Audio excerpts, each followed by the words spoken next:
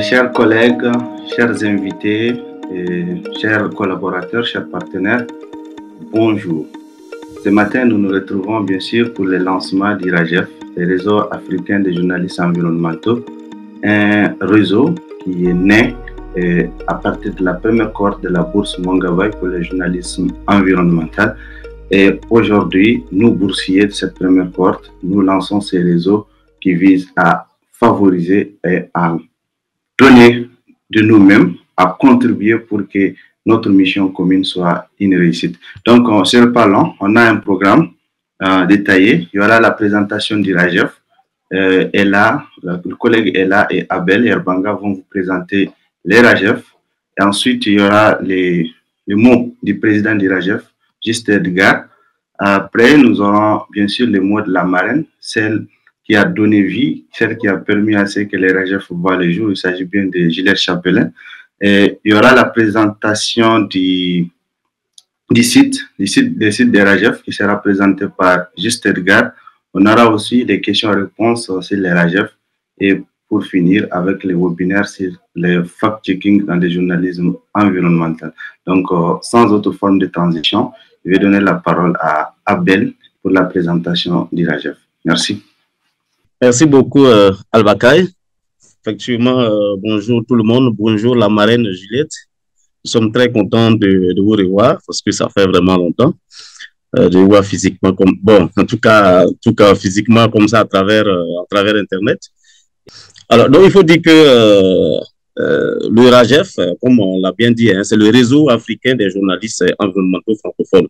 Alors c'est un réseau qui a vu le jour juste après que la bourse que nous avons bénéficié de la part de Mongabay à travers, en tout cas, l'encadrement de Juliette. On a décidé que cet encadrement était tellement important pour nous et que on ne pouvait pas se laisser comme ça. On ne pouvait pas dire que, bon, voilà, la bourse est finie et chacun rentre dans son coin, comme on le dit. Chacun retourne à sa rédaction. Donc, nous avons décidé, nous, en tout cas, la première cohorte, parce que c'est une belle opportunité, c'est une chance pour nous. Donc, nous avons décidé de mettre quelque chose sur place, sur papier, pour pouvoir consolider les liens fraternels qu'on a eus durant les 3 mois et aussi les liens vraiment professionnels qu'on a eus avec Mongabay, l'équipe de Mongabay, avec l'encadrement de Juliette, de Christophe, etc. Donc, nous avons décidé de mettre un réseau en place. Et donc, nous avons mis le réseau en place qui est nommé réseau africain des journalistes environnementaux francophones, donc qui a été créé effectivement en 2024, en août 2024, et comme je le disais, c'est sur en tout cas la direction en tout cas de la première cohorte de la bourse Mongabay. Donc, alors il faut dire que ce réseau est un réseau laïque, il est apolitique et à but non lucratif. Donc, nous sommes engagés pour la promotion du journalisme environnemental en Afrique francophone. Donc, l'idée ici, c'est de travailler au sein de ce réseau, comme vous le voyez. C'est un réseau qui fait part vraiment beaucoup de choses. Donc, toute forme de discrimination fondée sur le sexe, la race, l'ethnie, la religion ou la région est strictement interdite. C'est-à-dire qu'ici, tout le monde voilà, peut être membre du réseau, voilà, que tu sois voilà, masculin, féminin, que tu sois togolais, béninois, français, américain, tchadien, tout le monde peut être membre de ce réseau-là. Voilà. Donc, pas besoin de religion, qu'il soit catholique, protestant, musulman, il n'y a pas de problème. C'est un réseau de journalistes, voilà, donc engagés dans la dynamique de la promotion, en tout cas des activités en lien avec l'environnement. Donc, le réseau, le siège du réseau est basé au Burkina, donc, mais qui peut être transféré voilà, au Togo, au Bénin, au Mali, au Niger, etc. Donc, évidemment, selon une procédure, à la majorité des 2/3 des membres présents et ayant droit de vote. Donc, son siège au Burkina, pourquoi? Parce que les procédures administratives en lien avec le récépissé, les documents administratifs, a été créée, en tout cas la procédure s'est déroulée au Burkina. Et selon la loi, c'est là où est-ce que le récépissé on a eu le récépissé, c'est là-bas qui intervient le siège du réseau. Donc, c'est pourquoi il est au Burkina. Voilà. Donc, le champ d'action du réseau couvre l'ensemble du territoire burkinabé, ce qui est bien normal, mais à l'international. Donc, c'est-à-dire, au-delà que le réseau, son siège soit au Burkina, voilà, on intervient au Togo, on intervient au Bénin, on intervient au Niger, on intervient au Mali. On peut même intervenir, voilà, un peu partout en Afrique, voilà, où le besoin voilà, se fait sentir. Donc, l'objectif principal du RAGEF, donc ici, c'est un réseau qui vise à contribuer à faire de l'information environnementale une priorité. C'est-à-dire, ici, il s'agit de mettre l'accent sur la préservation des ressources en lien avec l'environnement et de travailler à ce que les défis en lien avec le changement climatique soient vraiment très importants. Donc, vraiment, ici, c'est de travailler à ce que les uns et les autres puissent prendre conscience de l'urgence qu'il y a à protéger l'environnement, de l'urgence qu'il y a à parler des questions en lien avec l'environnement, parce que on le constate, c'est vraiment, nous, on le ressent très bien, les effets des changements climatiques sont sont des effets qui sont très néfastes, et donc il faut travailler un changement de comportement. Et qui mieux qu'un journaliste, voilà, qui s'intéresse à la question-là, peut distiller l'information, peut partager l'information au grand public et au monde entier pour qu'il y ait des changements de comportement, surtout quand on sait que le changement du comportement, d'abord, ce sont des changements qui appellent à plus d'action, qui appellent à plus d'interpellation. Et les journalistes, vraiment, sont outillés dans cette dynamique. Et donc, c'est ça vraiment l'objectif du RAGEF. Bien évidemment, il a des objectifs spécifiques, comme vous le voyez sur le PowerPoint ici. Alors, c'est de sensibiliser et encourager des actions concrètes en faveur de l'environnement. Et il faut aussi former les membres et les accompagner dans l'exercice de leur métier. Donc, effectivement, ce sont les objectifs spécifiques. On a besoin de formation. Effectivement, bon, les débats vont se poursuivre. Donc, il faut que les membres du RAGEF soient bien outillés, voilà, pour aller vers le grand public, pour parler de ces questions qui sont des questions majeures. Il faut aussi également contribuer, c'est un réseau qui va contribuer effectivement à la conservation de l'environnement, voilà, de façon générale. On peut, je vois plus le, voilà, merci beaucoup, voilà, d'accord. Alors, donc, ici, quelques activités du RAGEF, hein, c'est vraiment quelques activités, mais ici, on a mis en exergue les activités phares du RAGEF pour atteindre ces objectifs. Donc, pour atteindre effectivement les objectifs, donc nous comptons, donc les réseaux comptent organiser des collectes, des conférences en tout cas internationales, voilà, et des rencontres sur des thématiques environnementales. Donc ici, c'est vraiment de participer donc à des études de recherche sur les réponses adaptatives aux effets néfastes des changements climatiques, comme on l'a dit tout à l'heure, et aussi de diffuser au maximum les questions, en tout cas tout sujet d'intérêt public, voilà, qui pourrait quand même faire bouger les lignes en matière de changement de comportement en lien avec l'environnement. Donc, on peut aller sur voilà, donc les membres du réseau, voilà, comme les membres du réseau ici. Alors, comme je le disais tout à l'heure, c'est un réseau qui est vraiment ouvert, hein, il est vraiment ouvert, et en tenant compte des statuts donc du réseau et du règlement intérieur. Voilà, il est ouvert, mais il est aussi précis, et c'est en tenant compte des statuts et des règlements intérieurs. Donc, l'adhésion, comme je le disais, il est vraiment libre et individuel. Voilà, il suffit simplement de payer ces frais d'adhésion, voilà, qui ne sont pas aussi coûteux que ça. Donc alors, en termes d'organisation, d'hierarchisation, voilà, le RAGEF, trois catégories de membres. Donc, on a les membres fondateurs, les membres actifs et les membres d'honneur. C'est qui est membre fondateur? Donc, les membres fondateurs sont des membres qui ont été à l'origine de la création du réseau, qui ont pensé le réseau, qui ont en tout cas tout mis en place de façon technique, légale, pour que le réseau puisse voir le jour. C'est eux là qu'on appelle les membres fondateurs.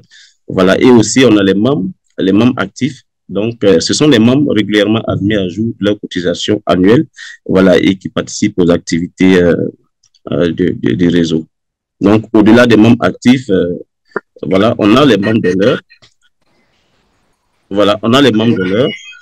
Donc, c'est un titre décerné par l'Assemblée générale, voilà, à des personnes physiques ou morale. Voilà, ici, on pourra dire que nous avons parmi nous, ici, en tout cas, un membre d'honneur du réseau qui est Juliette, vraiment, qui est membre d'honneur et en même temps, marraine qui nous accompagne en termes de conseils, etc.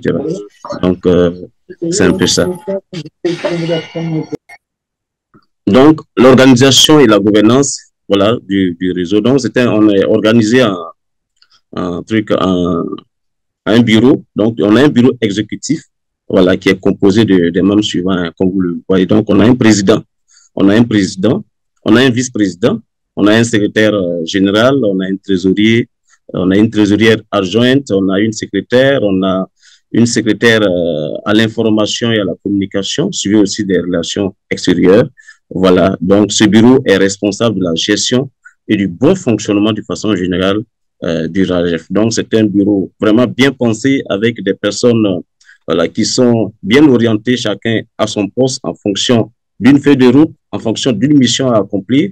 Voilà, de faire en sorte que le RAGEF ne soit pas un réseau sur papier, mais un réseau très actif sur le terrain, un réseau qui va faire bouger les lignes, un réseau qui va, dans les années à venir, en tout cas devenir un réseau incontournable dans les questions en lien avec les changements climatiques, dans les questions en lien avec l'environnement. Donc voici, mesdames et messieurs, voici présenté brièvement hein, le RAGEF, mais c'est de façon très brève, mais il y a, avec les échanges qui vont se poursuivre, beaucoup de choses pourront se dire sur le RAGEF. Merci beaucoup. Merci Abel pour cette présentation. Et je rappelle qu'aujourd'hui, nous lançons officiellement les réseaux africains des journalistes environnementaux francophones. Et vous venez de parler du bureau. Je rappelle que le président du RAGEF, c'est bien Juste Edgar. Le vice-président, c'est vous-même, Abel Yarbanga du Burkina. Et Albakay Sissé, je suis le secrétaire général et le secrétaire à la formation, Suleiman Bra Oumarou, et le secrétaire, le chargé de communication, Carole, et le secrétaire chargé de la formation, de l'information, est là. Donc, je pense que nous allons continuer. Comme on a commencé un peu en retard, cette fois-ci, nous allons donner la parole, bien sûr, à Juste Edgar, le président du RAGEF, pour ce mot. Juste. Merci beaucoup, Albakay. Merci à tous les collègues qui ont répondu présents à ce lancement. Merci à Juliette qui est la marraine, notre marraine et en même temps membre d'honneur de nous honorer de sa présence. Merci à nos panélistes aussi qui nous ont déjà rejoints. Je pense que c'est avec une immense joie que je me tiens là aujourd'hui pour parler du RAGEF, sinon pour annoncer le RAGEF. C'est vrai, Abel l'a rappelé tout à l'heure, je ne tiens pas à faire un discours à la normale, hein, je vais y aller directement. Abel a rappelé tout à l'heure les conditions dans lesquelles le RAGEF a été créé. La base, ce sont ces boursiers-là, dont je fais partie aussi de la première cohorte de Mongabé. Et je pense que tellement les choses se sont très bien passées qu'on a découvert une passion au-delà de la passion qu'on avait pour l'environnement. Et après cela, il n'était pas question pour nous qu'on se disperse. Et il était aussi important pour nous qu'on puisse partager ce que nous avons eu, nous, la chance d'avoir auprès pendant cette formation-là et ce que chacun de nous a continué à faire après. En tant que président du RAGEF, je suis fier de porter la voix de ces journalistes africains francophones, unis par une mission commune qui est d'informer, sensibiliser et pour un avenir durable. Notre vision à court terme est de consolider notre réseau, de renforcer les capacités de nos membres, de mettre en place des actions concrètes pour promouvoir un journalisme environnemental de qualité. Nous souhaitons, le vice-président l'a rappelé aussi, organiser des formations, des ateliers, des rencontres thématiques, ainsi de suite.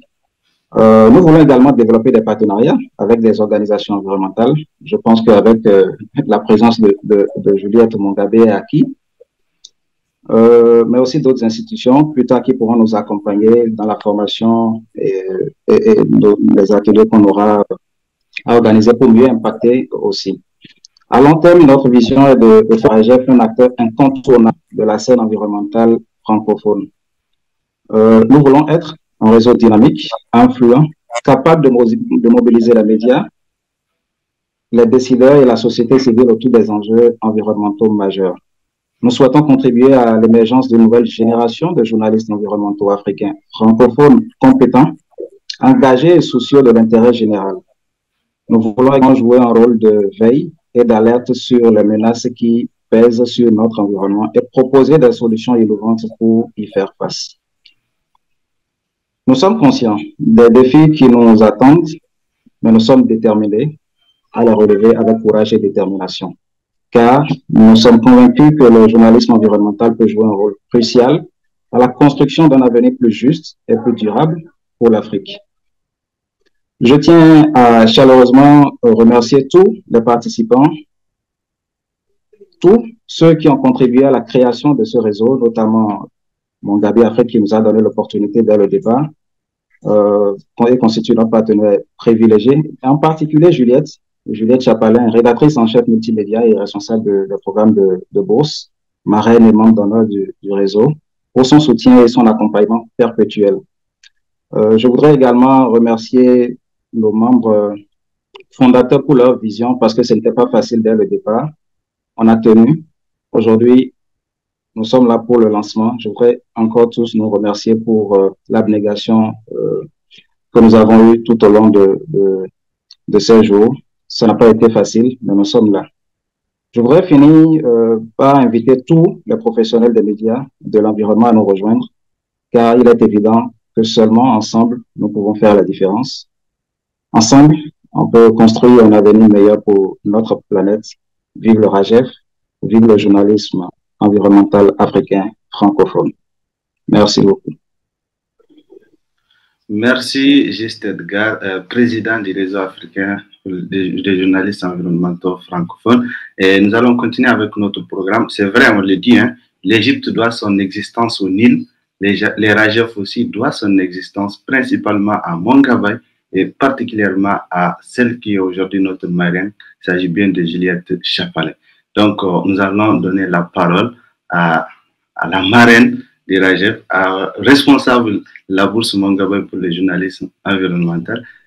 Et pour ces mots, Juliette, vous avez la parole. Merci beaucoup. Bonjour à toutes et à tous. Je vous remercie déjà pour l'invitation. C'est vraiment un plaisir de partager ce moment avec vous et d'assister au lancement de ce réseau. Donc, pour ceux qui ne nous connaissent pas, j'ai rencontré les fondateurs de RAGEF il y a 1 an maintenant, lorsqu'on a lancé la première cohorte des bourses Mongabé Afrique pour le journalisme environnemental. Donc, Juste Edgar, Carole Souleymane, Ella, Albakay et Abel, qui à l'époque ont été sélectionnés parmi 200 candidats pour intégrer ce programme en ligne de 3 mois. Et c'est donc là qu'on s'est rencontrés et qu'ils se sont rencontrés. Donc Mongabé, pour celles et ceux qui ne connaissent pas, c'est une rédaction internationale dédiée à l'environnement qui existe depuis 25 ans, qui couvre notamment l'Asie et l'Amazonie et qui a renforcé sa couverture du continent africain l'année dernière. Donc on a lancé à Mongabé en 2024 un programme de bourse destiné aux journalistes francophones du continent africain. Donc c'est un programme encore modeste parce qu'on est encore une petite équipe. Et cette année, par exemple, en 2025, on a reçu pas moins de 300 candidatures en l'espace de 2 semaines pour 12 places seulement. Donc c'est dire s'il y a un engouement, un besoin et une urgence de couvrir ces thématiques et de bâtir et développer ce réseau de journalistes spécialistes des questions environnementales. Donc l'objectif de notre programme de bourse, il est d'abord éditorial, Nous souhaitions élargir la couverture des problématiques environnementales sur le continent africain, chercher l'information là où la rédaction n'avait pas de correspondants formés dans des zones qui sont habituellement trop peu couvertes. Et en miroir à l'engagement de la rédaction de Mongabé, un autre objectif du programme était de couvrir des lieux fortement touchés par les questions environnementales et chercher à exposer les failles de certains systèmes et mettre en lumière des solutions. Donc c'est ce qu'on a fait ensemble durant 3 mois avec les membres du RAGEF. Et avec RAGEF, les anciens boursiers de Mongabé Afrique ont pris leur envol et je vous félicite pour l'aventure dans laquelle vous êtes en train de vous lancer aujourd'hui. Je vous dis encore bravo. Et j'espère que de nombreux journalistes rejoindront vos rangs, car je pense qu'il y a de la place pour tout le monde dans la poursuite de ce combat journalistique qui est essentiel et urgent. Voilà, félicitations Et merci beaucoup pour le titre d'honneur de marraine et pour l'invitation aujourd'hui. Merci à vous, Juliette. Merci pour l'accompagnement. C'est vrai, au début, on vous a beaucoup fatigué, mais finalement, ça, au fur et à mesure, ça va. Et aujourd'hui, tout ce que nous arrivons quand même à faire, c'est grâce à votre accompagnement. Nous vous disons encore mille merci. Et nous souhaitons aussi la bienvenue à nos cadets, les cadets de la bourse Mangabay, la deuxième cohorte, qui aussi a décidé de nous rejoindre pour constituer ces réseaux-là aujourd'hui. Donc, nous allons continuer. Et cette fois-ci avec la présentation du site de RAGEF. Et Abel, tu as la parole. Donc, nous avons mis un site Internet en place pour faire en sorte que partout là où on se trouve, on puisse facilement avoir accès aux informations que nous faisons. C'est vrai qu'on a aujourd'hui, on a Facebook, on a YouTube, on a etc., on a WhatsApp. Mais quand on a un site Internet, ça veut dire que c'est encore plus sérieux. Et donc, nous nous sommes mis dans cette dynamique-là parce qu'au-delà du site, on a d'autres canaux de diffusion. Mais pour nous, le site était vraiment très, très nécessaire. Voilà. Et donc, comme vous le constatez, voilà, le site ici, c'est www.ragef.org.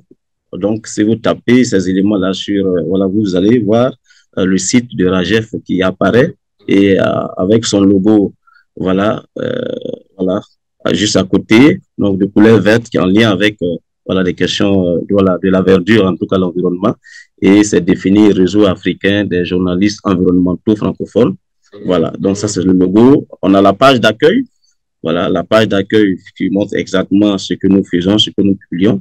Donc, voilà, on a à propos, on a aussi les informations sur les adhérents qui viennent de s'ajouter. Donc, on peut quand même les notifier sur le site. Donc, la médiathèque, pardon, qui présente un peu tout, hein, et aussi, on a les contacts. Voilà. Et donc, comme c'est un réseau, donc le lancement se fait aujourd'hui, vous verrez qu'il n'y a pas assez de contenu, voilà, qu'on a pu publier, mais déjà, vous pouvez voir quelques éléments, voilà, qu'on a pu publier déjà. Voilà, qui parle de la création du réseau. Donc, voici un peu le réseau, le site présenté pour dire que la dynamique se poursuit. Ce n'est que le début. Voilà, et donc, la dynamique se poursuit. Et voici comment est-ce que nous comptons travailler. Donc, voici un peu le réseau. Et notez aussi qu'on a une page Facebook et on a aussi une chaîne YouTube qu'on va améliorer, qu'on va animer. Voilà, qu'on va donner du contenu au fur et à mesure. Et nous travaillons beaucoup avec des médias, voilà, partenaires qui veulent vraiment, qui sont dans la même dynamique que l'esprit et la vision du réseau. Voilà. Et donc, vous voyez déjà quelques éléments qui sont écrits, voilà. Et donc, tout ça, voilà, c'est pour montrer que c'est un réseau qui va donner, en tout cas, nous comptons vraiment donner une plus-value à ce réseau-là et faire en sorte que ça soit un réseau dynamique, voilà, de journalistes. Et donc, les publications seront faites. Il y aura du contenu. Voilà, ce n'est pas un site créé comme ça. Il y aura vraiment du contenu. Voilà, chacun a une feuille de route bien déterminée et on va l'alimenter pour que ça soit un site attractif. Merci. Juste, sauf si vous voulez dire quelque chose, hein, juste Al-Bakay est là et tout cela. Voilà, compléter ce que j'ai dit. Oui, je pense que Abel, tu as dit l'essentiel par rapport au site. Juste ajouter qu'il est prévu au niveau du site un registre numérique. Donc, tous les adhérents seront enregistrés aussi sur le site, histoire que quand Juliette, par exemple, recherche un vidéaste, un cadreur, plus tard, je ne sais pas, au Togo ou bien au Sénégal, qu'il aille peut-être sur le site et qu'elle aille sur le site et qu'elle puisse facilement retrouver ces personnes-là. Et à côté du site aussi, je pense qu'on a la carte de presse, la carte de membre, pardon, que je te laisse présenter aussi. D'accord. Donc, voici un peu comment se présente la carte de presse. Et comme on l'a dit vraiment, on est toujours dans la dynamique d'être vraiment professionnel. Donc, déjà, nous avons pensé à beaucoup de choses. Voilà, on s'est dit, un journaliste, c'est celui-là qui a sa carte de presse. Voilà, et ça prouve que tu es journaliste. Et quand tu es journaliste et que tu appartiens à un réseau, il faut également aussi avoir un document qui prouve que tu es journaliste, tu appartiens à tel réseau ou bien à telle association, mais voici ta carte de membre, ta carte voilà, de membre, justement. Donc ici, Rajef a mûri cette idée-là et nous l'avons mis en œuvre. Donc vous verrez que en recto, hein, donc on a toujours le logo de Rajef avec le globe à côté. Et donc c'est écrit carte de presse, voilà, de journaliste environnemental. Donc, avec l'année, parce que c'est des cartes de presse qui vont se périmer. Donc, chaque année, il faut renouveler. Donc, cette année, on est en 2025. En 2026, on va renouveler, voilà, au fur et à mesure. Voilà. Et donc, avec, voilà, le membre, le journaliste en question, son nom, son prénom, son numéro de membre, effectivement, son contact, son pays d'origine. Voilà, donc, et puis avec un QR code juste à côté qu'on peut scanner, avoir toutes les informations en lien avec, avec le réseau. Voilà, donc c'est en verso, on va poursuivre parce que c'est en recto verso. Donc, vous verrez que, oui, on peut continuer. Voilà, exactement. Donc, ici, voilà. Donc, ici, en verso, on a ce message qui est important, un message très important. Voilà, donc cette carte délivrée par le réseau africain des journalistes environnementaux francophones, voilà, atteste de la qualité du journalisme environnemental de son détenteur. C'est aussi dire que, voilà, il n'a pas usurpé. Et donc, dans l'exercice de son métier, dans l'exercice de son métier, voilà, il faut que les autorités le facilitent, voilà, pour qu'il y ait vraiment la possibilité de couvrir ces activités en toute sécurité. Voilà. Donc, ça a été fait en version française, mais également en version anglaise, parce que on a en projection qu'on peut avoir des membres, voilà, justement, qui ne sont pas forcément francophones. Voilà. Et il faut que le message passe. Et on sait que la langue anglaise est une langue universelle, est une langue vraiment commerciale, est une langue qui touche à un grand monde. Et donc, on a pensé à la version française et la version anglaise. Et donc, c'est signé par le président avec le cachet, voilà, du Rajef. Voilà. Et donc, on peut avoir une carte comme ça, bien fait, mais s'il n'y a pas le cachet de Rajef, ce n'est pas une carte authentique. Donc, voici un peu présenté en bref. Et puis, on a le contact et les numéros en bas et tout ça au pied des pages. Merci beaucoup.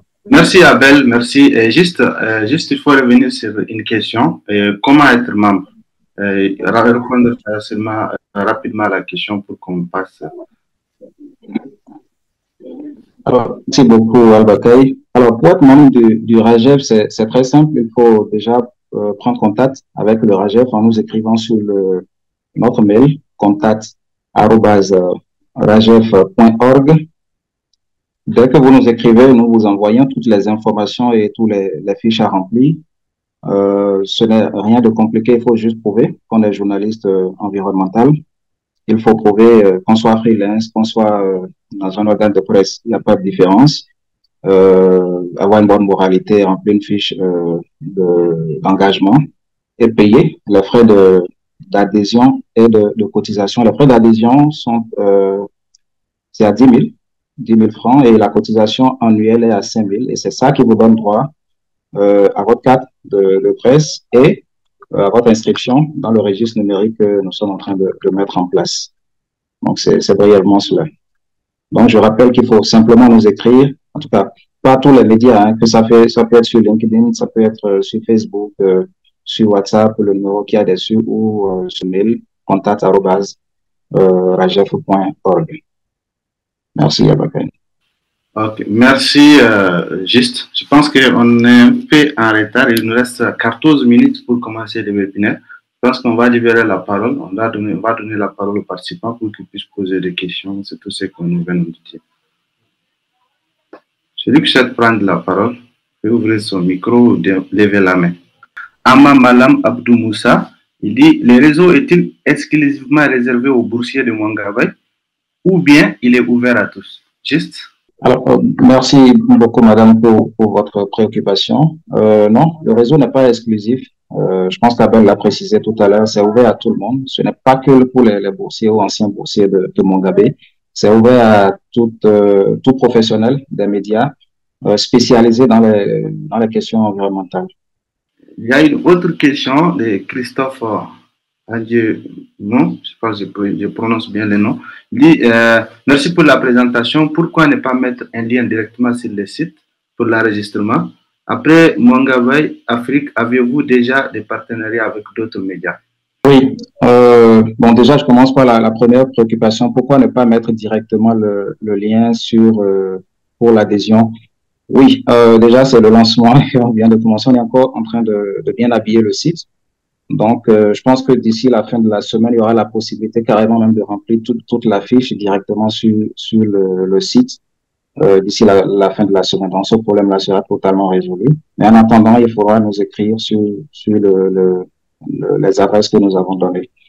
Par rapport au partenariat avec d'autres médias, si j'ai bien compris. Oui, par rapport au partenariat avec d'autres médias, donc pour l'instant, le grand média que nous avons, c'est déjà Mongabé. Maintenant, quoique, forcément, nous qui sommes membres, on appartient aussi à d'autres médias. Donc, on a commencé déjà par essayer d'avoir des relations avec un certain nombre d'organes directement dans nos pays pour histoire de collaborer ensemble. Sur le plan international, nous sommes en train de travailler avec d'autres médias qui pourront être accessibles pour nos membres. Alors, je ne sais pas s'il y a une autre question. Deux questions que j'avais. Je vais lire dans la discussion. Oui, Riteka? Oui. Pouvez-vous vous présenter déjà? Nom, prénom, pays? Ok. Bonjour à tout le monde. Bonjour. Je suis Riteka dans le nom. Je suis au Tchad. Je suis bénéficiaire de la deuxième cohorte de la bourse de Mongabay. Donc, je suis vraiment ravi de retrouver mes aînés dans la bourse. Voilà.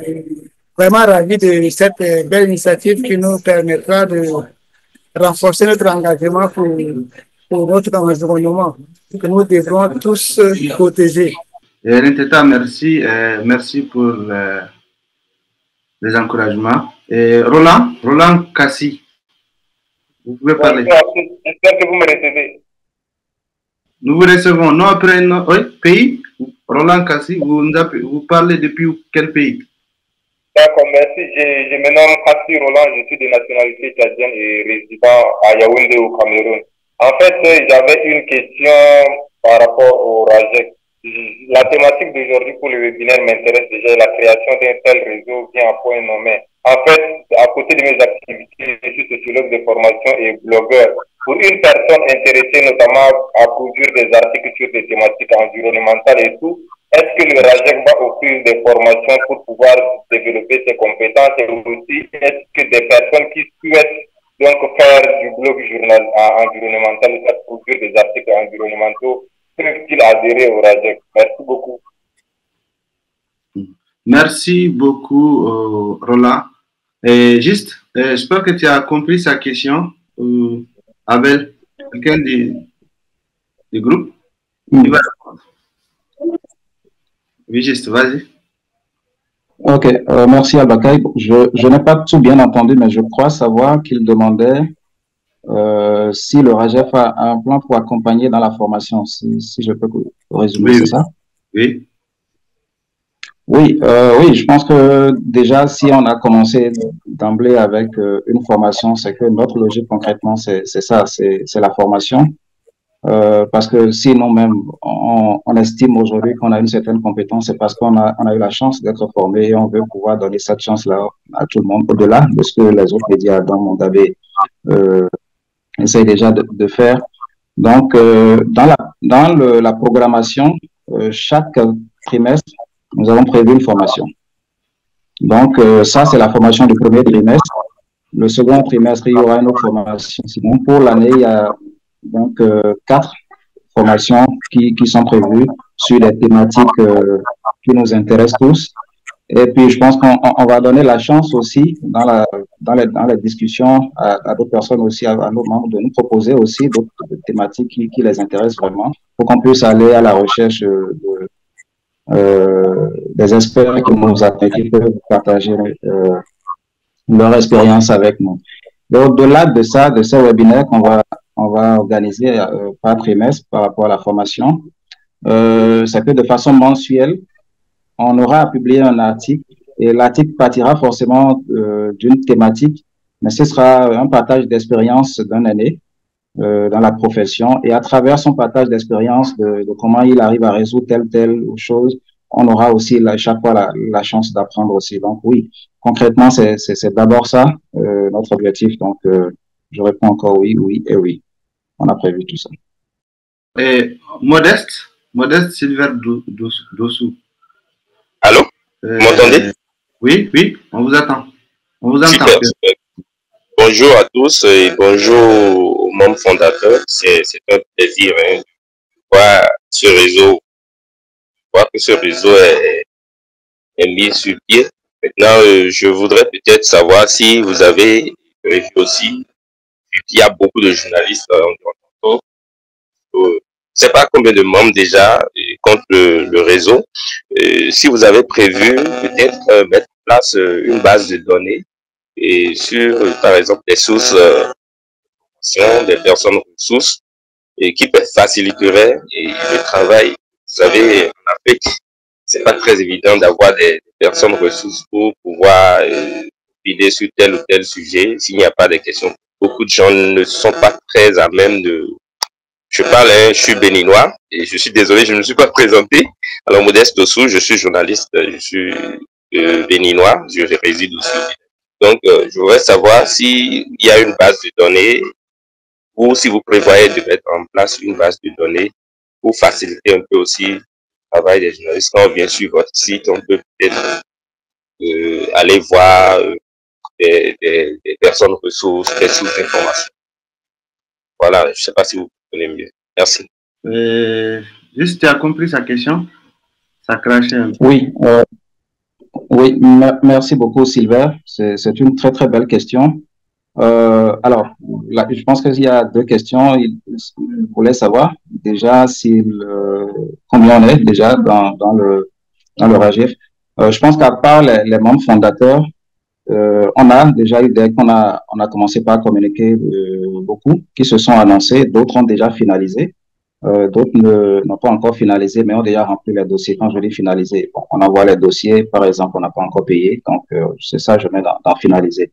Mais s'il faut compter ceux qui sont en attente, avec ceux qui ont déjà finalisé, je pense qu'on est déjà autour d'une trentaine. Et je pense que ça va continuer par croître parce que dans le mail, même ce matin encore, on a reçu des demandes d'adhésion. Donc, par rapport à ça, déjà, on continue de grandir.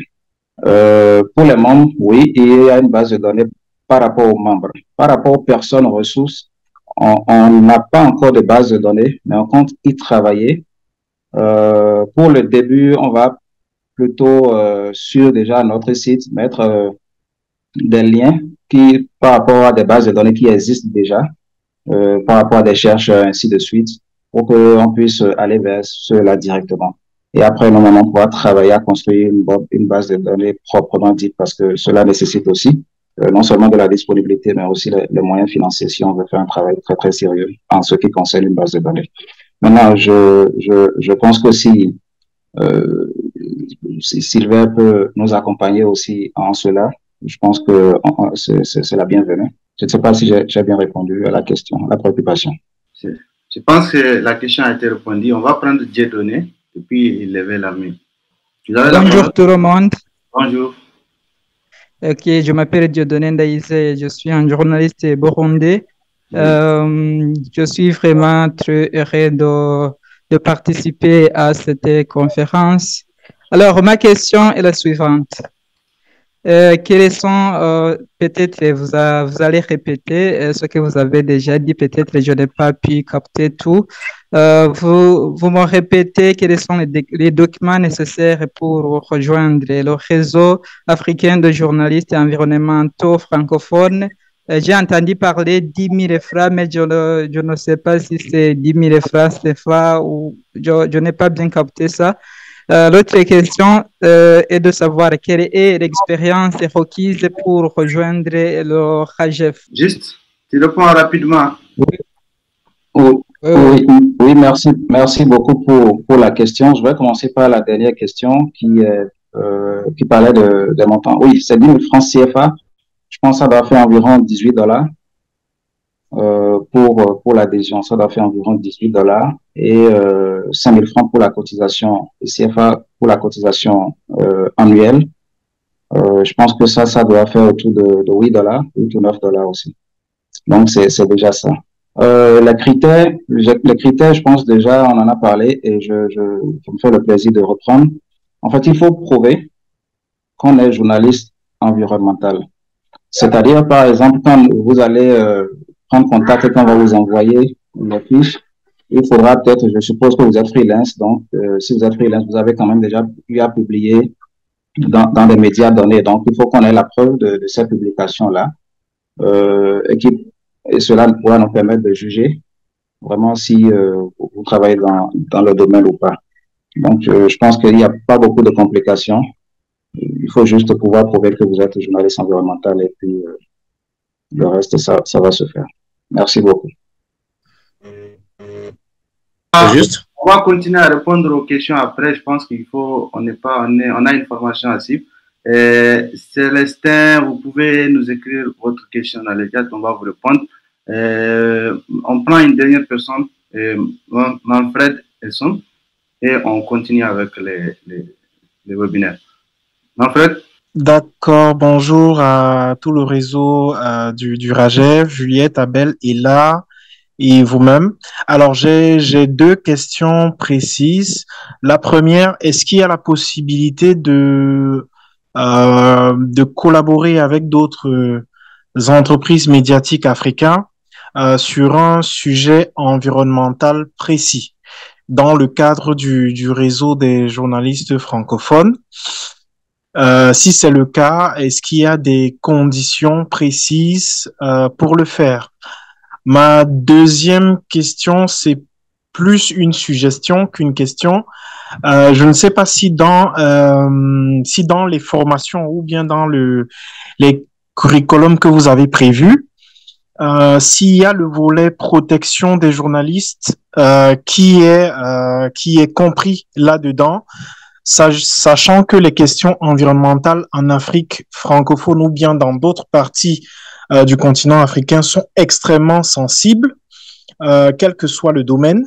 Je suggérerais au réseau de songer à un curriculum qui soit dédié à la protection des journalistes, que ce soit la protection physique, que ce soit la protection juridique même des journalistes. Est-ce que cela est prévu? Si ce n'est pas le cas, je vous suggérerais de le prévoir dans les quotas de formation. Merci. Merci beaucoup, Manfred. Merci pour les suggestions. Je pense que pour gagner du temps, on va vous répondre dans les chats, répondre à votre question et permettre de commencer les webinaires. Nous nous excusons auprès de ceux à qui on n'a pas pu donner la parole. Et désolé vraiment. Et comme on a eu à le dire, aujourd'hui, nous allons parler du fact-checking dans le journalisme environnemental parce qu'on considère que la désinformation constitue un grave danger pour l'environnement aussi. Donc, histoire de parler de ce sujet, nous avons notre collègue Suleiman Bra Oumarou, qui est membre du RAGEF, qui est aussi fact-checker, et aussi Fatouma Harber, qui est CEO de Synchro Lab, c'est les blogueuses, elle est journaliste, elle est aussi fact-checkeuse, et elle est du Mali. Donc, les deux vont nous présenter un module sur les fact-checking dans le journalisme environnemental. Oui, bonjour tout le monde. Bonjour.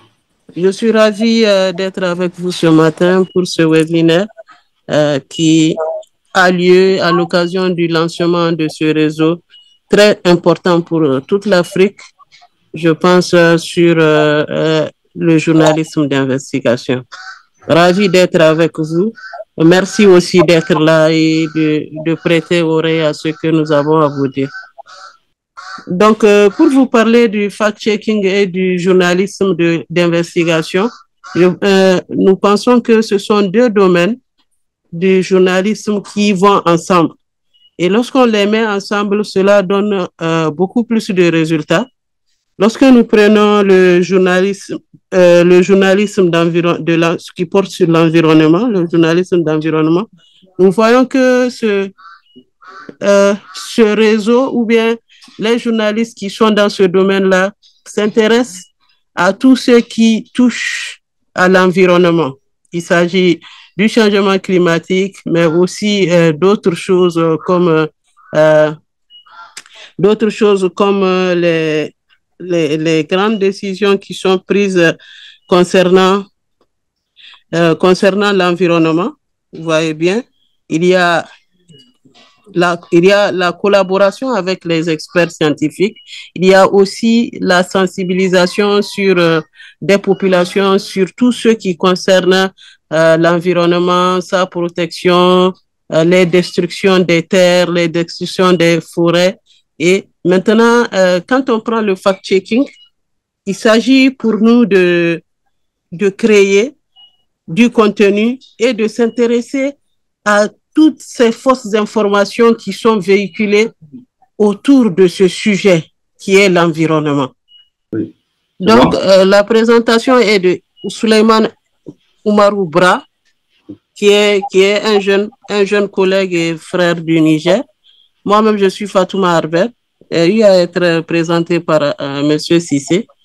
Nous allons parler du fact-checking en journalisme d'environnement et d'abord parler du fact-checking. C'est quoi le fact-checking? On l'appelle aussi vérification des faits. C'est un processus journalistique qui consiste à examiner l'exactitude d'une information. Il s'agit de voir si une déclaration, un contenu créé qui est médiatique, ça peut être un audio, une vidéo, une infographie, une photo, vrai ou pas, manipulé ou bien utilisé dans un contexte bien précis pour amener le public ou bien l'auditoire à croire à cette information qui, à la base, est fausse. Donc, la propagation des fausses informations existe depuis un certain temps. Et bien malheureusement, maintenant, avec Internet et les réseaux sociaux, sa diffusion est très rapide et elle va à grande échelle. Il suffit qu'une information soit partagée sur une plateforme, ça peut être Facebook, WhatsApp, pour qu'elle se retrouve très rapidement partout dans le monde. Et il est vraiment difficile pour qui n'est pas sensibilisé ou bien informé sur ces fausses informations-là. Il est facile pour cette personne-là d'y croire.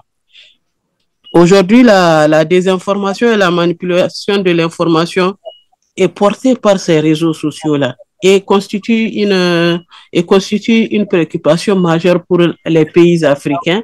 Nous voyons bien que dans le cas de certains pays comme le Mali, le Niger, le Burkina et même la France, on peut le dire, on parle de guerre informationnelle.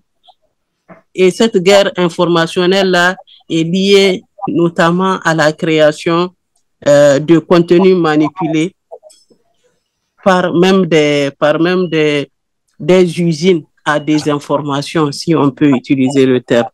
Donc, la diffusion d'informations volontaires, la diffusion volontaire d'une fausse information peut poser sur une décision. Elle peut soit être prise au niveau d'un groupement, d'une entreprise ou bien d'un État. Slide, s'il vous plaît. Mais il est important de savoir et de comprendre que la désinformation ou bien la fausse information a plusieurs formes. Et maintenant, dans le cadre de l'environnement, l'Afrique fait face à plusieurs défis environnementaux. Il y a non seulement il y a le changement climatique, il y a la pollution, la déforestation, mais aussi il y a les problèmes liés aux mines et à la détérioration des terres. Maintenant, ensemble, nous allons essayer de définir les concepts. Il y a notamment 2 concepts clés qui sont là, les fake news, le fact-checking. Les fake news, comme je le disais, c'est une information qui est inexacte, fausse, erronée, complètement fausse.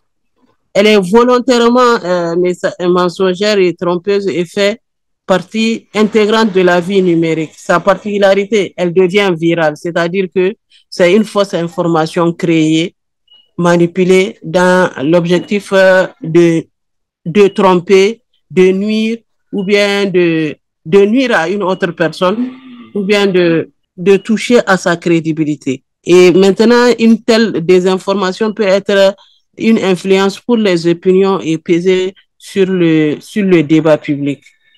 Exemple, durant la période Covid, nous avons vu beaucoup de cas de fausses informations qui ont été véhiculées, notamment concernant le... moi, je suis basé à Tombouctou. Durant la période Covid, on avait dit aux gens, lorsqu'il y a eu les premiers cas de personnes touchées par le Covid et la création, l'ouverture du centre de traitement de ceux qui ont le Covid, qui sont internés là-bas.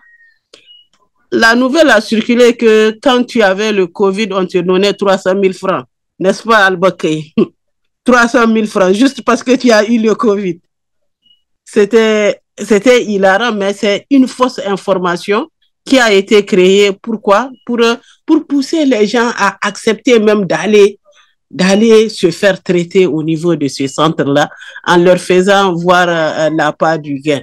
Il y a eu aussi d'autres fausses nouvelles, par exemple des personnes qui seraient mortes parce qu'ils ont eu à faire le vaccin, ou encore une case de la mort. Moi, j'ai travaillé aussi sur ce sujet-là. J'ai vérifié l'information. Il y a eu une case qui a été donnée comme la case de la mort durant la période Covid, que c'est sous cette case-là que les malades du Covid étaient traités à l'hôpital de Tombouctou. On est allé vérifier, mais c'était complètement faux. C'est une case qui avait été dressée il y a des années par un projet, une ONG locale, pour servir aux femmes pustuleuses qui avaient été traitées. Vous voyez. Donc, il faut faire très, très attention aux fake news, à la désinformation. Elle est là, elle est insinueuse et elle est utilisée par des personnes toujours avec un intérêt qui est caché. Il n'est pas facile de détecter cet intérêt-là. Donc, le fact-checking, arrivons au fact-checking, c'est un terme qui désigne une forme de journalisme qui vise à examiner et à vérifier les propos et les chiffres des personnes, des figures publiques et institutions, afin de souligner la véracité, l'authenticité et la pertinence d'une information. Le fact-checking, en un mot, c'est la vérification de l'information.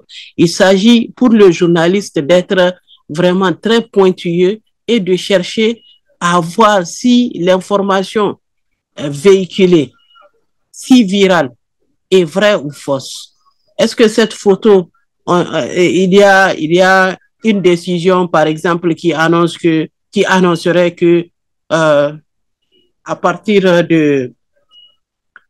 du 1er mars, par exemple, toutes les femmes auront, disons ça, toutes les femmes auront $10 000. $10 000 juste pour soutenir le ramadan. Vous voyez, le ramadan doit commencer le 1er mars. Et là, moi, en tant que fact-checker, dès que je vois cette information-là, ça me tique. Je ne peux que la vérifier. Et qu'est-ce que je vérifie? Je regarde le document lui-même. est-ce que c'est un document authentique? Qui est-ce qui s'exprime dans ce document-là? Est-ce que le langage utilisé dans le communiqué du document est le langage que les autorités ont l'habitude d'utiliser pour s'exprimer? Voilà. Est-ce qu'il y a une seule fois eu une telle subvention? Non. Donc là, je vérifie. Je vais appeler, non seulement je vais essayer de vérifier le document à lui-même, vérifier les signatures, voir est-ce que c'est un document qui a été créé et manipulé, mais aussi aller à la source. C'est voir le service qui est donné pour avoir fait sortir cette information, appeler, avoir une source primaire, le directeur même du service en question, et savoir si oui ou non c'est une information qui a été donnée. Donc le fact-checking, c'est ce travail minutieux-là qu'il fait.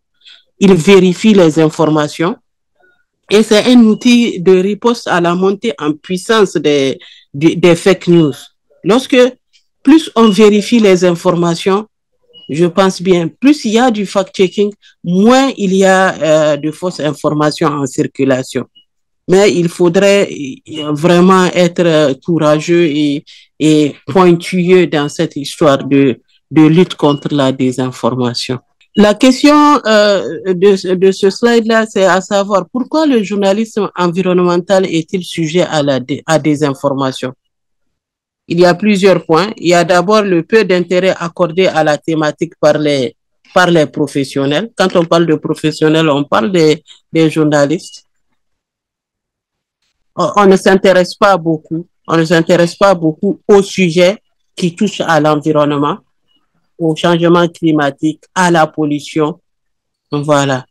Donc, il y a un manque de formation et de ressources adéquates, ça c'est vrai.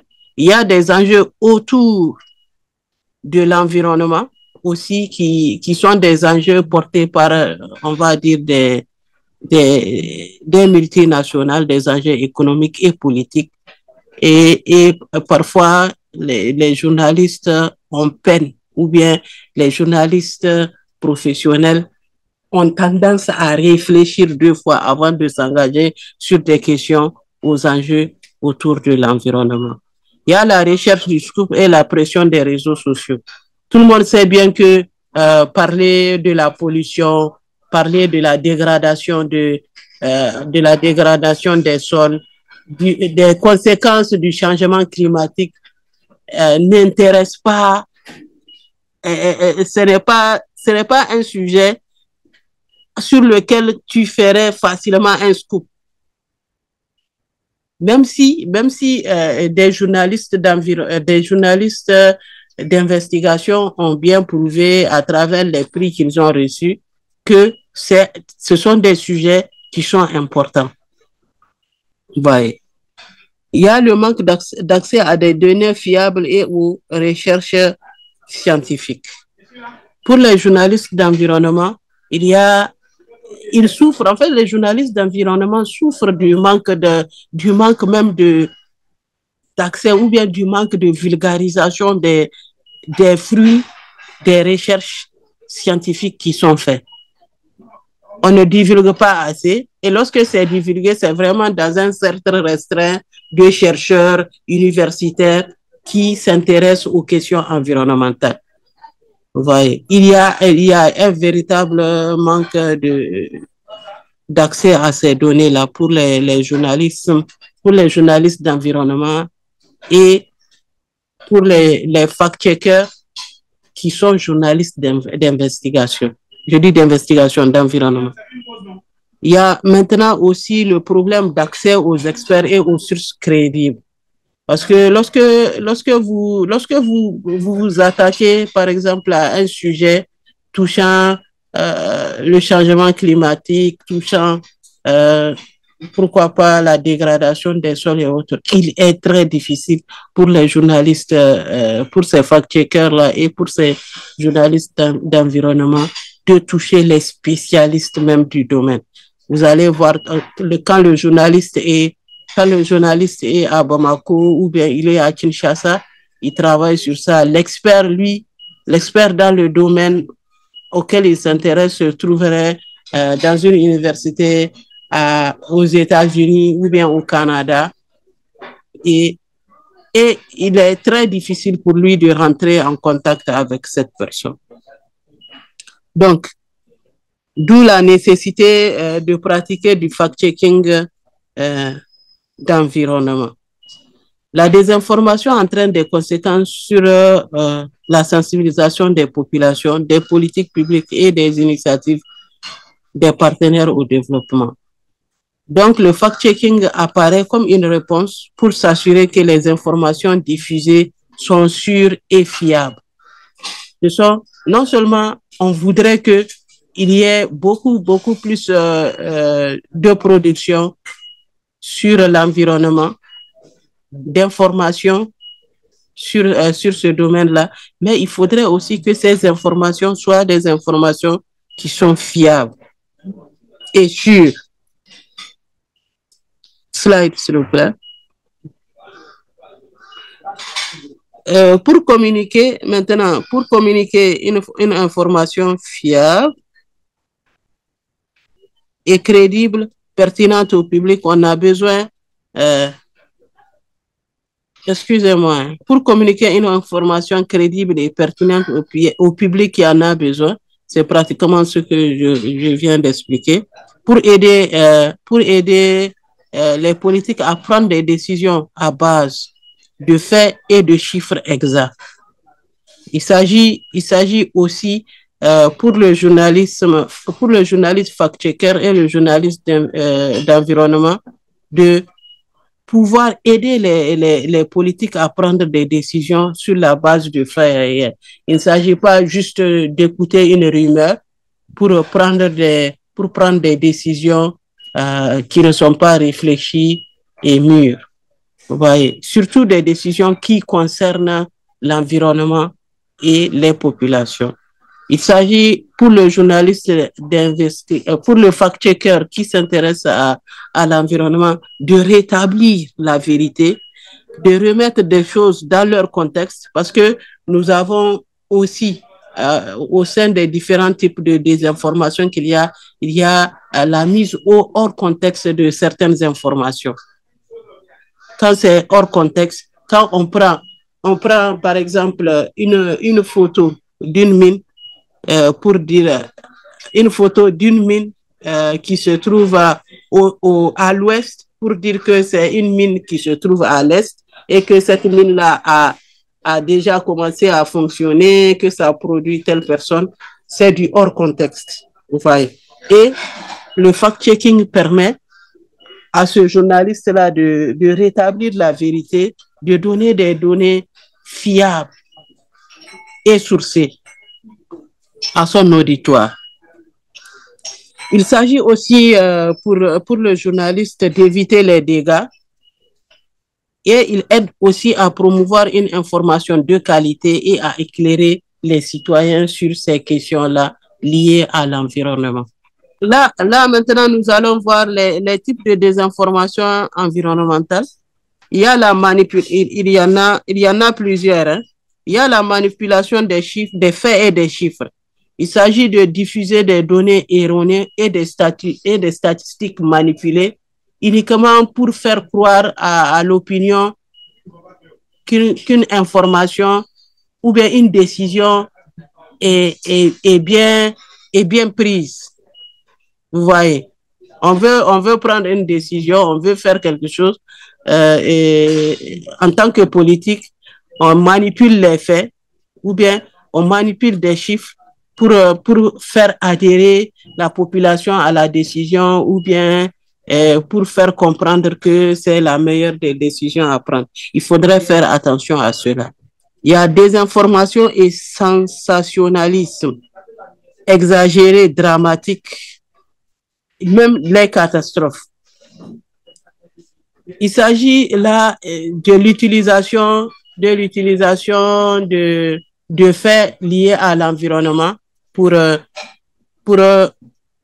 faire dans le sensationnel, comme on aime le faire, Vous voyez, par exemple, toujours dans la région de Tombouctou, il y a eu des inondations dernièrement avec la montée des eaux du fleuve Niger. Et lorsque on annonce ces inondations-là, on annonce aussi une inondation dans une zone lérée en perspective où le fleuve ne passe pas. Et on utilise des images d'inondations dans cette localité-là, mais des inondations qui avaient été provoquées par les eaux de pluie. Et à partir de cela, on cherche à faire croire que bon, cette zone-là aussi a besoin d'aide parce qu'il y a eu une catastrophe là-bas aussi, comme il y en a eu dans les zones qui sont riveraines du fleuve Niger. Donc, il s'agit de faire vraiment attention à cela. Il y a aussi le type de désinformation qu'on appelle la théorie du complot. Il s'agit juste de manipulation de sources, d'utilisation sélective ou biaisée de sources d'information pour faire croire aux populations, toujours, c'est elles la cible de ces manipulations-là, faire croire aux populations que, bon, il y a toujours un complot qui est là, qui est fait contre eux, c'est fait contre nous, les Africains, ou bien contre les paysans, ou bien c'est fait, vous voyez, il y a toujours cette théorie-là du complot qui est fait contre nous, contre eux, contre... Voilà, avec des décisions ou bien avec l'utilisation, par exemple, l'utilisation des pesticides, c'est parce que on veut nous aider, on veut nous tuer, c'est parce que on ne veut pas qu'il y ait beaucoup d'Africains, beaucoup de Noirs.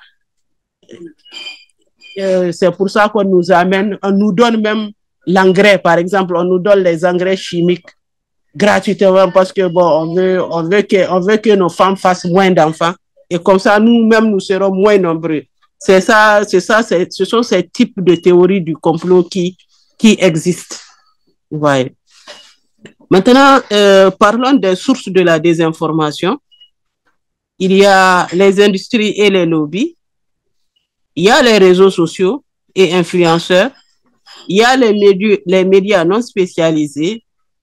Les mauvaises interprétations des données scientifiques. Cela fait 4. Et il faut savoir que chacune de ces entités-là interviennent à un niveau précis pour créer de la désinformation, bien mener les gens à vraiment croire à des choses pour des raisons bien précises. Quand vous prenez les industries, les lobbies, c'est vraiment à but économique. C'est pour l'économie, tout ça. Et maintenant, ils peuvent créer, c'est des sources des informations. Pourquoi? Ils peuvent créer des fausses informations pour des buts vraiment uniquement économiques. Maintenant, les sources, la seconde source qui est les médias sociaux et les influenceurs, pourquoi les influenceurs? Parce que ce sont des personnes qui ne savent pas vérifier l'information. Ils n'ont pas ce réflexe-là. Le seul réflexe qu'ils ont, c'est le sensationnalisme, le buzz, être suivi. On sait qu'on est suivi, on veut être le premier à diffuser telle information pour continuer, pour avoir beaucoup de vues, avoir beaucoup plus d'abonnés, vous voyez. Et on utilise les réseaux sociaux. Sur les réseaux sociaux, c'est vraiment facile de faire cela.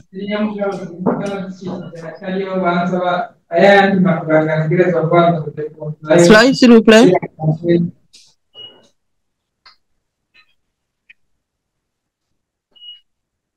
Donc, maintenant, je vais vous parler des méthodes du fact-checking.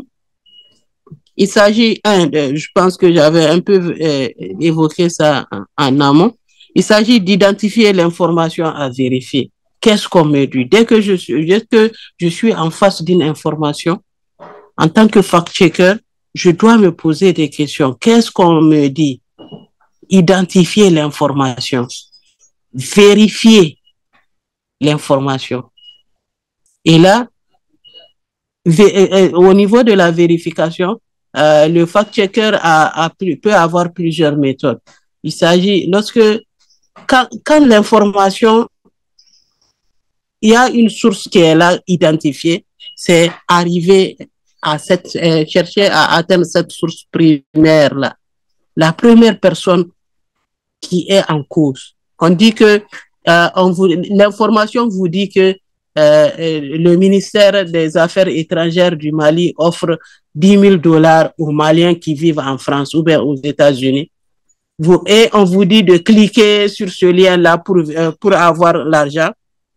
La première des choses à faire, c'est d'appeler le ministère des Affaires étrangères pour savoir est-ce que le ministère a mis en place une subvention d'une telle somme pour des Maliens qui sont dans telle localité. Là, c'est une vérification simple et sourcée. Le ministère lui-même va te dire non, on n'a absolument pas fait ça, ou bien on a fait ça. Vous voyez. Maintenant, en dehors de ça, vous pouvez aussi vérifier la source, le lien qui est partagé. On dispose d'outils pour le fact-checking, on dispose d'outils qui permettent de vérifier les localisations ou bien les liens. Vous vérifiez le lien et vous allez vous rendre compte que c'est un lien qui est utilisé pour faire du pitching, c'est-à-dire utiliser les nouvelles technologies pour pratiquement pomper toutes les informations personnelles de la personne qui va cliquer sur le lien. Consulter des experts. C'est très important, la consultation des experts, surtout dans le cadre du journalisme d'environnement. Je pense que cette consultation d'experts est même le point culminant pour le journaliste d'environnement. Parce que lorsque une donnée est faite, ou bien lorsque des chiffres sont donnés, des choses sont dites sur des questions de climat, de sol, de pollution. La meilleure manière de lever le doute, c'est d'avoir l'avis d'un expert qui a mené des recherches dans le domaine. Vous voyez. Il s'agit aussi, en 5e position, il y a l'analyse du contexte. Parce qu'il y a des fausses informations qui peuvent parfois être créées avec l'aide de l'IA, où on ne peut pas avoir de sources primaires, on ne peut pas avoir de spécialistes. Et là, c'est vraiment le contexte qui est à analyser pour voir. Et maintenant, la dernière des méthodes du fact-checking, il s'agit du fact-checking en journalisme d'environnement. Il s'agit de communiquer les résultats de votre recherche. Quand vous faites du fact-checking, il faut tout communiquer. Et en fact-checking, il n'y a pas de demi-mesure, il n'y a pas de source anonyme. Non, ce n'est pas de l'investigation. Toutes les sources doivent être données, clairement données. Voilà. Slide, s'il vous plaît. Maintenant, nous vous exposons les outils de recherche. Les outils et les ressources. Il y a les bases de données, notamment IPCC, la NASA, l'OMS. Donc, le journaliste d'environnement peut être aussi un journaliste des données, des data. Il peut faire du data journalisme et vraiment se reporter aux données déjà publiées par ces instances-là pour vérifier l'information. Il y a les plateformes de vérification d'informations sur lesquelles aussi on peut avoir des données sur le fact-checking qui ont été déjà faits. Il y a AFP Factuel, Climat. Il y a AFP Factuel, excusez-moi, Climat Feedback. Il y a PESA Check, Africa Check. Il y a Congo Check. Il y a Faso tchèque, Congo tchèque, c'est au Congo, Faso tchèque au Burkina, Pesa tchèque, c'est au Rwanda. Au Mali aussi, nous avons beaucoup d'initiatives, dans la nôtre qui est Al-Farouk Decrypt. Il y a aussi Kasege qui est fait par ABM, qui est l'association des blogueurs du Mali.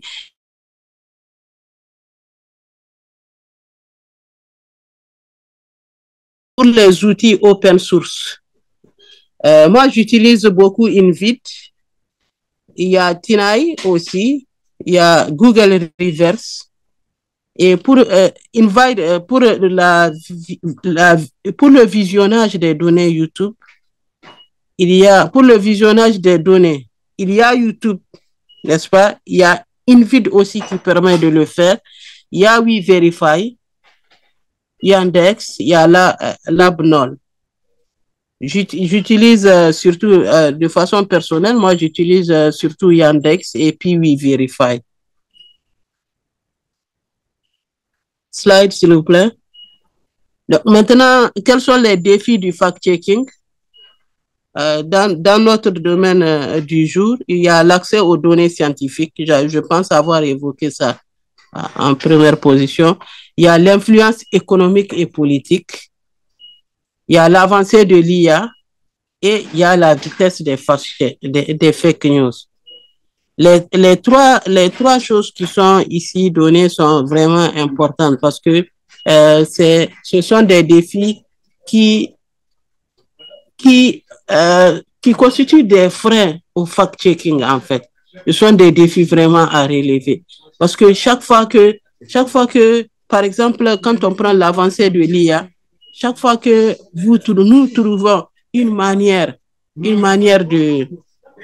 de vérifier des contenus créés par l'IA, il y a le développement d'autres IA qui contournent ces systèmes-là.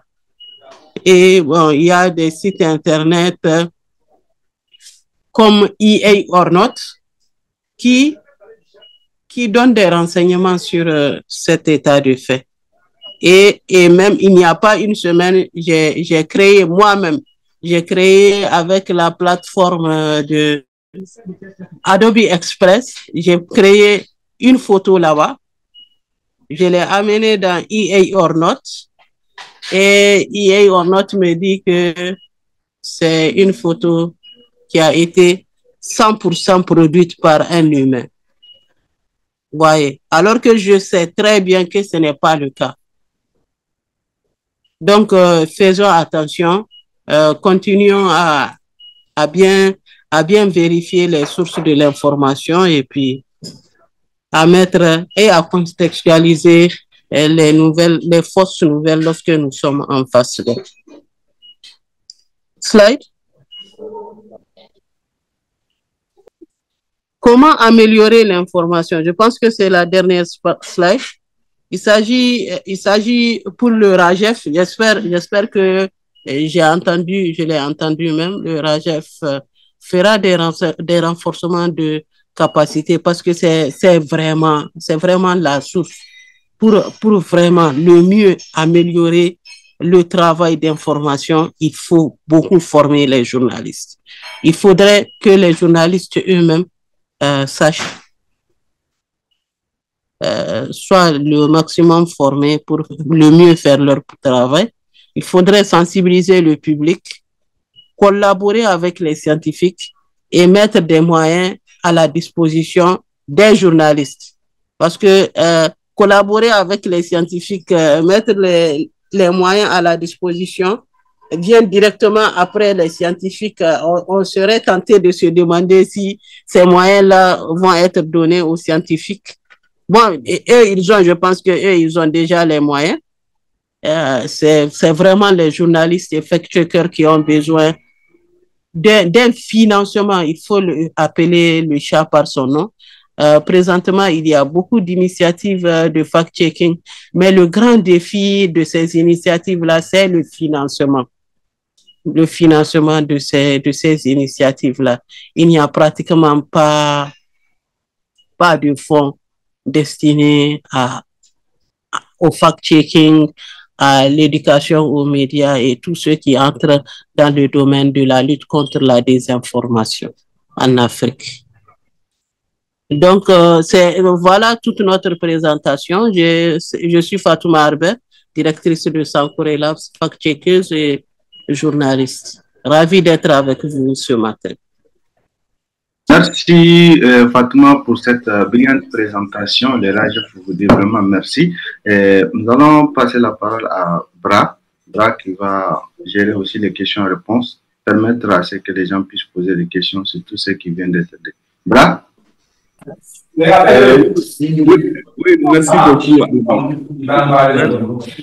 Merci beaucoup, monsieur le modérateur. Je crois que ma collègue Fatou a pratiquement développé cette thématique du fact-checking en journalisme environnemental. Ce que je voudrais surtout ajouter, c'est surtout par rapport au réflexe des partages que les professionnels aussi ont. C'est en fait un peu ça surtout la grande préoccupation aujourd'hui. Comme vous le savez, on trouve des fausses informations un peu partout, que ce soit sur les différents réseaux sociaux, des sites frauduleux aussi. Il y a des textes aussi et des chiffres et bilans qui sont gonflés, surtout en matière de questions environnementales. Donc, vraiment, c'est avoir cet esprit critique, vérifier une information qui est douteuse.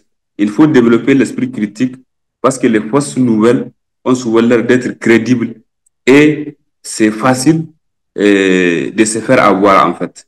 Donc vraiment, la vérification des sources, c'est important, surtout pour un professionnel.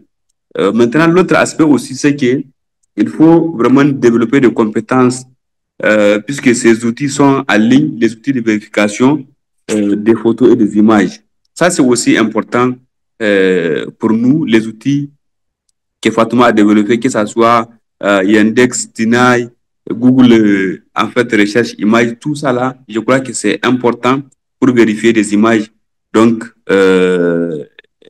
il faut aller se former. Maintenant, pour les vidéos aussi, que ce soit Invite et les autres outils, c'est aussi important vraiment d'aller se former. Maintenant, l'autre aspect, c'est surtout l'accès à l'information au niveau des experts et scientifiques. Les organismes aussi, que ce soit les organismes des Nations Unies, les cabinets ou les centres d'études ou les laboratoires.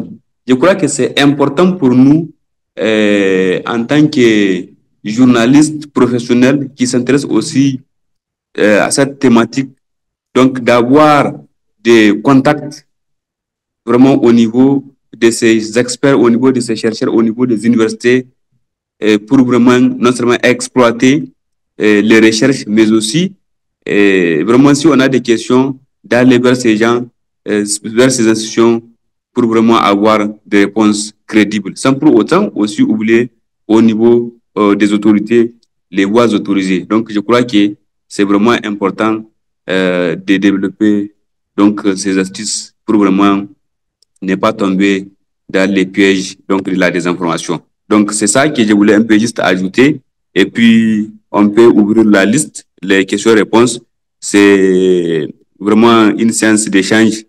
On peut vraiment continuer à échanger et puis répondre aussi aux préoccupations des autres compris. Toujours utile qui est vraiment, comme je l'ai dit, c'est un partage d'expérience et puis les autres peuvent aussi compléter la présentation. Merci beaucoup.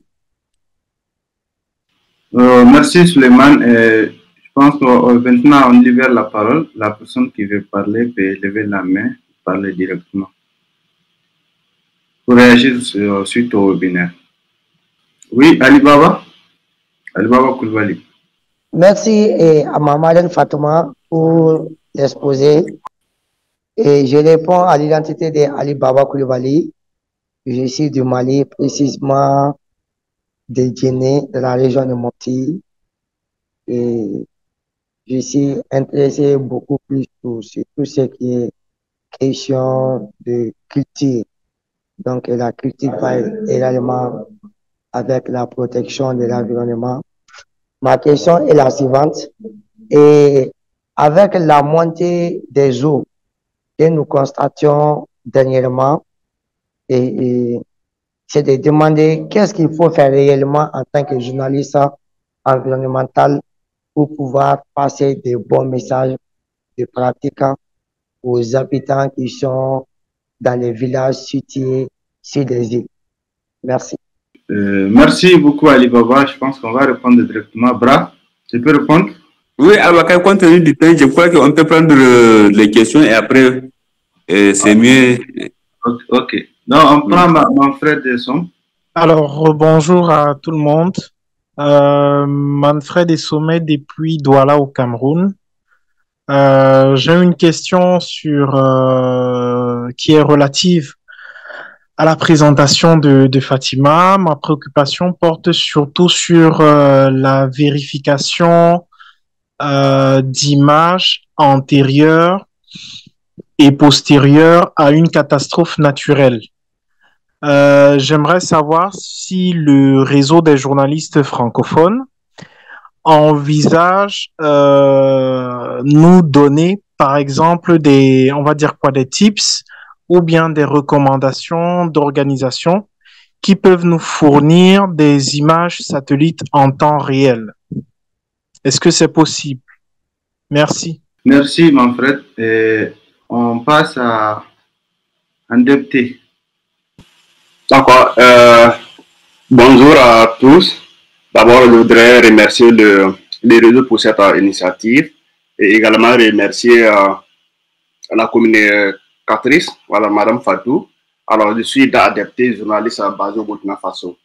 En fait, ma préoccupation est de savoir, en fait, lorsqu'on parle du fact-checking et quand on voit les exemples qu'elle a cités, ce sont généralement des médias tests écrits.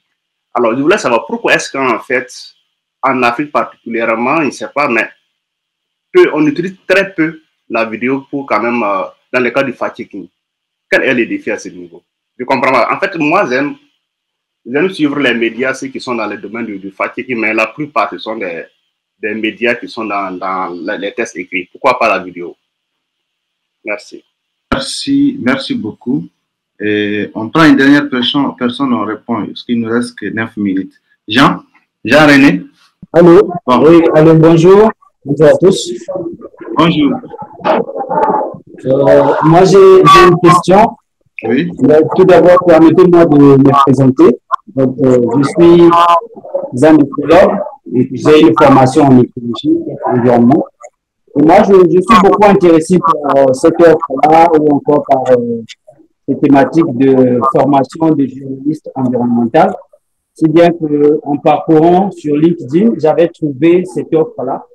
Et je me pose la question de savoir comment faut-il faire ou que faut-il faire pour pouvoir accéder à cette formation-là et devenir finalement un journaliste environnemental. Parce que moi également, dans mon pays, il y a beaucoup de défis environnementaux puisque c'est de façon interplanétaire.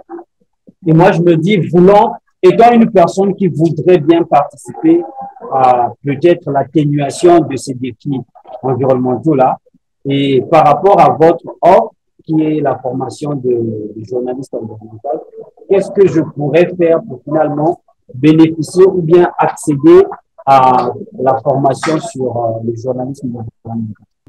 Merci Jean-René. Clément, Fatou, on va répondre aux questions. D'accord. Merci beaucoup. En tout cas, merci beaucoup pour les questions, les commentaires. C'est vraiment intéressant. Ça prouve combien de fois que ce webinaire est vraiment intéressant. Je vais commencer par la première question par rapport à la montée des eaux. Je crois qu'en tant que média, c'est vraiment de continuer à informer et sensibiliser les populations, surtout par rapport aux dangers. Je crois que cela peut causer.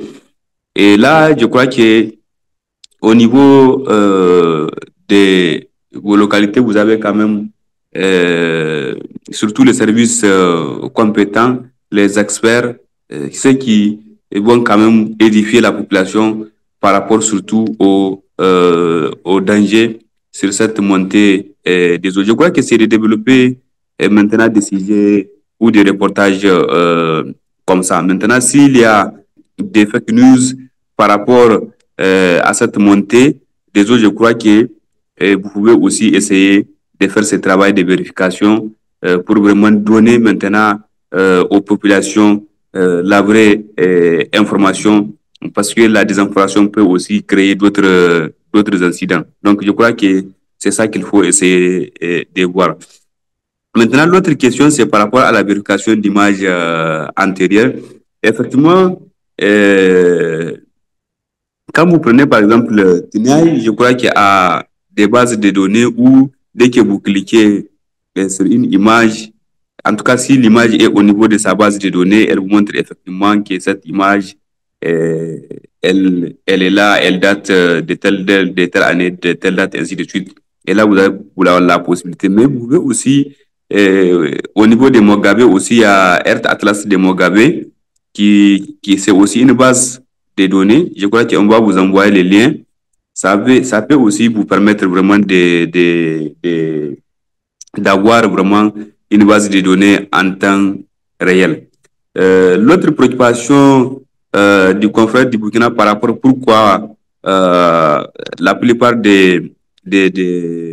en tout cas des sujets sont traités, n'écrit pas tellement des vidéos, si j'ai bien compris en fait la question ou la préoccupation. Je crois que le constat est clair, il est en fait réel. C'est comme ça parce que la plupart des fake news ou des informations qui sont publiées, c'est soit des images ou des écrits, ou bien ça combine l'écrit et les images. Et là, dans la vérification, en tout cas la plupart des sites de vérification les font quand même sous forme d'écrit. Mais je crois que compte tenu de nos réalités aussi, quand vous prenez dans nos différents pays, en tout cas les gens écoutent plus ils écoutent et ils regardent plus la radio d'abord, et puis tout ce qu'il y a comme images aujourd'hui, les vidéos. Et il y a ces initiatives aussi, surtout au niveau des sites de vérification des faits, où les articles écrits, on essaie aussi de les traduire surtout en langue nationale sous forme de vidéos pour essayer d'expliquer aux populations en fait par rapport à telle information ou telle information qu'on a vérifiée. C'est vrai que c'est à l'écrit, mais on essaie aussi de rendre ça vraiment sous forme de vidéos et des audios pour expliquer aux populations et pour surtout atteindre aussi un grand public. Donc je crois que c'est des initiatives aussi qui sont en cours, et la plupart donc des sites qui font la vérification ou les fact-checking sont vraiment en train aussi de mettre en place ces initiatives pour vraiment faire des vérifications sous les formats ou en format vidéo aussi. Donc, si j'ai bien noté, je crois que ce sont ces questions qui ont été posées plus les autres commentaires auxquels nous tenons vraiment à remercier tous les participants qui ont pris de leur temps pour participer vraiment à ces webinaires. C'est important. Maintenant, pour... Oui, il y avait une dernière question. Jean qui demandait que faut-il faire pour obtenir une formation en journalisme environnemental. Il s'agit, nous sommes bénéficiaires de la bourse Mogabe pour le journalisme environnemental. La troisième sélection de boursiers a été lancée récemment. Je pense que ils ont permis quand même à tout un chacun de postuler. La personne peut continuer à suivre les plateformes de Mogabe. Peut-être bientôt un autre appel à candidature sera lancé et vous pouvez postuler pour une formation à Mogabe. Alors, si je peux me permettre d'intervenir, on vient de terminer le processus de sélection. Comme je vous disais tout à l'heure, on a reçu 300 candidatures en 2 semaines pour 12 places seulement. Donc, ça a été un processus assez long et complexe à mettre en œuvre parce qu'on a beaucoup de profils, même de personnes qui sont très expérimentées. Donc, le processus est terminé. Les 12 boursiers ont été sélectionnés et tout le monde a reçu une réponse par email, qu'elle soit positive ou négative, malheureusement. On a également partagé les opportunités parce que même si vous ne pouvez pas suivre le programme de bourse de l'année 2025, vous avez aussi la possibilité de piger directement pour nous, de nous envoyer vos idées de sujets. Donc ça, c'est pour ceux qui souhaiteraient collaborer. Et pour ce qui est des formations, nous, en tout cas, on fait quelques webinaires qu'on met en ligne. Mais il y a aussi beaucoup d'autres sites qui sont intéressants. Si vous regardez, si vous suivez le GIJN, il y a beaucoup de formations, beaucoup de matière qui est mise en ligne. Nous, de notre côté, on a lancé un podcast qui s'appelle Planète Mongabay.